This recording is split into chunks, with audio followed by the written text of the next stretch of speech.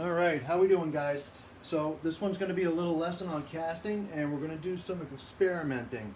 All right, but I want to start off by prepping our flasks. So under the presumption that we've already invested the flasks and done all that, and we've completed all that portion of it, what comes next is now our investment has been curing for over 2 hours.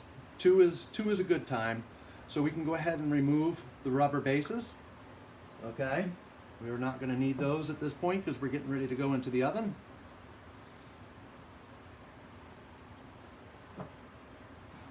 So we've done all our topping off, we've let them cure, we've done all that. And most of the time when you do investing, you're going to make a little bit of a mess. And so what you're going to want to do is clean that up before you get going. So first thing I always do is this little bit of extra wax, we don't need that. That's just going to create more vapors. Okay? So we're just going to go ahead and dispose of that extra. We don't need that burning out any more than necessary. And of course you want good ventilation when you're burning out. You should have a hood to exhaust the fumes outside of where you're working.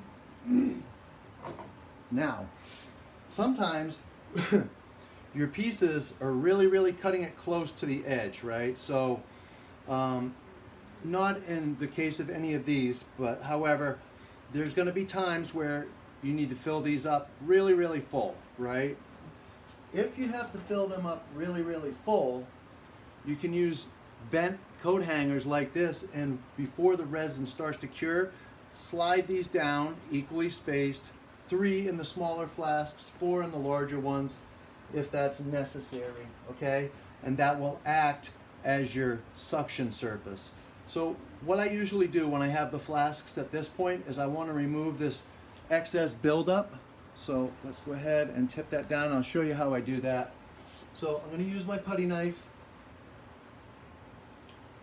and I'm just going to go ahead and remove this excess from around the sides, just because we don't want this stuff inadvertently falling into our casting. Then I'm going to go around the lip gently, right? You don't want to get this totally soaked, but you can get a little water on there to help clean it up. And then what I'll do is I will scrape it to make sure that we are just below the surface. All right, so oftentimes I will fill them up and they'll be like this. And then what I do is I just scrape them down again. Don't forget, you want your distance on these flasks. You want ideally a 1/4 inch space between the flask wall and the piece that you're making, and a 1/4 inch at the top, okay? So we've got that cleaned away, and then what I'll do is I'll just come along like this, carefully, and I'm just going to clean away just a tiny bit from this lip so that we know there's no contact being made. If you can't make a seal when you're getting ready to cast, you'll lose the casting on a vacuum cast, right? It needs to be sealed. So in order to get that vacuum seal, you need to make sure that you have a good working surface, all right? Now, you don't always have to fill them up this high where you wind up having to do this, but you know, you're under a time constraint with these flasks. You have 8 minutes, so you want to make sure that you get it right, okay? When you're mixing up your investment and you're doing all that. So this is just going to allow you a means to make sure that you're going to get a good vacuum seal. And again, once I see that lip there, maybe a 32nd of an inch, I'll know that I'm good. I already scraped across the surface of the top, so we know that's good.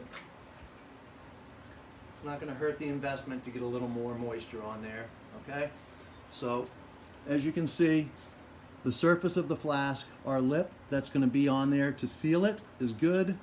And you can see that we're just below the top portion of this, okay? So when this goes on, so that we're going to go ahead and pour in, right, this is going to make a good seal. All right, so let's do these other ones real quick. And again, just clean up the extra. You still want to be a little gentle with them at this point, right? Depending on how fine the pieces are that are in there. You don't want to bang these around and have them break anything loose and maybe get some investment mixed into your casting. So this one's all pretty well there. We're just going to put a little lip. Hopefully this fan is in the way. Sorry about that, guys.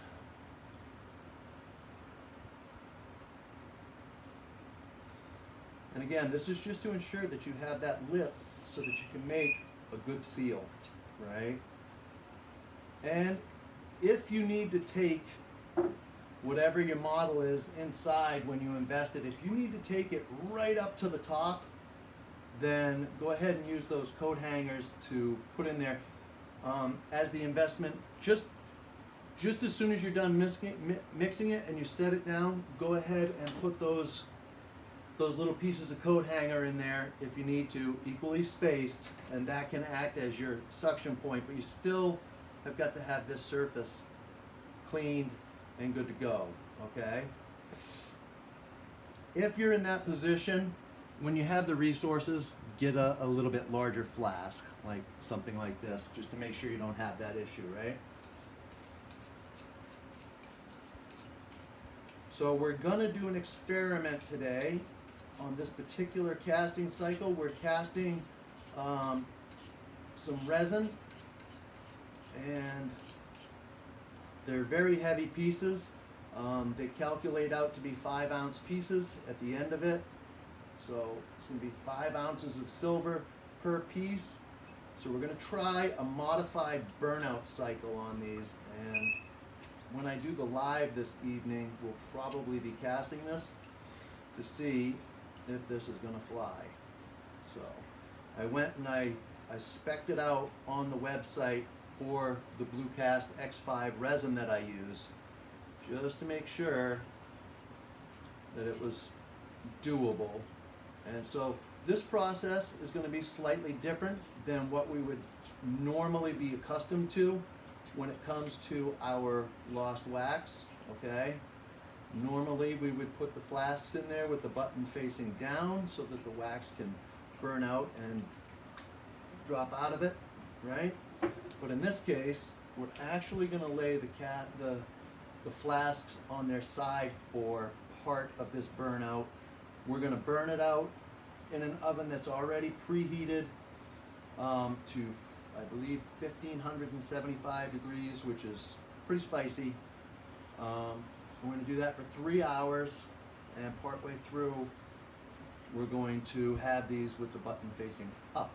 But we're going to start them on their sides as per the recommendations from the site, and we're going to see if this is going to work, okay?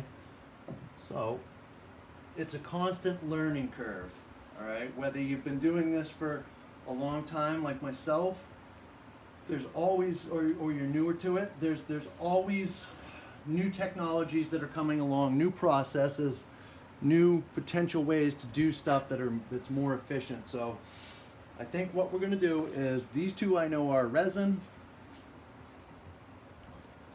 These two I know are resin. This one is wax. It's a very, very different burnout style, and the burnout temperature is much, much higher than what a wax would normally be. I'm going to put this in a plastic bag to keep it damp, and I will cast this one separately tomorrow, and we're just going to focus on these two. So there's a little prep work that you do before you put it in. I'm going to go ahead and fire up the kiln, get it up to temperature, get these two in, and like I said on the live tonight, we should be casting these. So the live is on TikTok if you guys do TikTok. So let's see how it goes. One never knows. We may lose them. They may be good. We'll find out when they're done. Have a great day, guys.